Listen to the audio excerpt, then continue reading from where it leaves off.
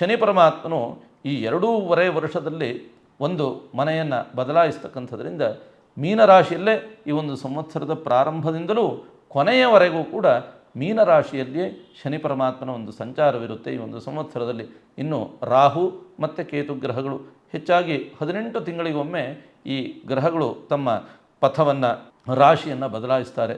ಹೇಗೆ ಅಂದರೆ ಆ್ಯಂಟಿ clock wise ಅಂತ ಹೇಳ್ತೇವೆ, ವಿಮುಖವಾಗಿ ಸಂಚರಿಸ್ತಾರೆ. ಹಾಗಾಗಿ ಈ ರಾಹು ಮತ್ತು ಕೇತು ಗ್ರಹಗಳ ಒಂದು ಸಂಚಾರ ಯಾವ ಮನೆಯಲ್ಲಿರುತ್ತೆ ಅಂತಂದರೆ ನೋಡಿ, ಈಗ ಸಾಧಾರಣವಾಗಿ ಡಿಸೆಂಬರ್ ತಿಂಗಳವರೆಗೆ ರಾಹು ಮತ್ತು ಕೇತು ಸಂಚಾರವಿರತಕ್ಕಂಥದ್ದು ಈ ಕುಂಭರಾಶಿಯಲ್ಲಿ ರಾಹು, ಅದೇ ಪ್ರಕಾರವಾಗಿ ಸರಿಯಾಗಿ ಸಪ್ತಮ ರಾಶಿಯ ಅಂತಹ ಸಿಂಹರಾಶಿಯಲ್ಲಿ ಕೇತು ಸಂಚಾರವಿರುತ್ತೆ.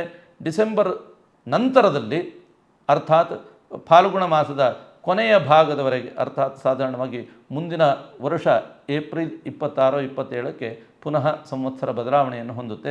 ಅಲ್ಲಿಯವರೆಗೂ ಕೂಡ ಆ ರಾಹುಕೇತುವಿನ ಸಂಚಾರವಿರತಕ್ಕಂಥದ್ದು. ರಾಹುವು ವಿಮುಖವಾಗಿ ಸಂಚರಿಸಿ ಮಕರ ರಾಶಿಯನ್ನು ಪ್ರವೇಶ ಮಾಡಿ ಅಲ್ಲಿ ಈ ಪರಾಭವನಾಮ ಸಂವತ್ಸರದಲ್ಲಿ ಡಿಸೆಂಬರಿಂದ ಏಪ್ರಿಲ್ ತಿಂಗಳವರೆಗೂ ಕೂಡ ಆ ರಾಶಿಯಲ್ಲಿ ಸಂಚರಿಸ್ತಾ ಇದ್ದರೆ, ಅದೇ ಪ್ರಕಾರವಾಗಿ ಕೇತುಗ್ರಹನು ಕರ್ಕಾಟಕ ರಾಶಿಯನ್ನು ಕೂಡ ಪ್ರವೇಶ ಮಾಡಲಿಕ್ಕಿದ್ದಾನೆ.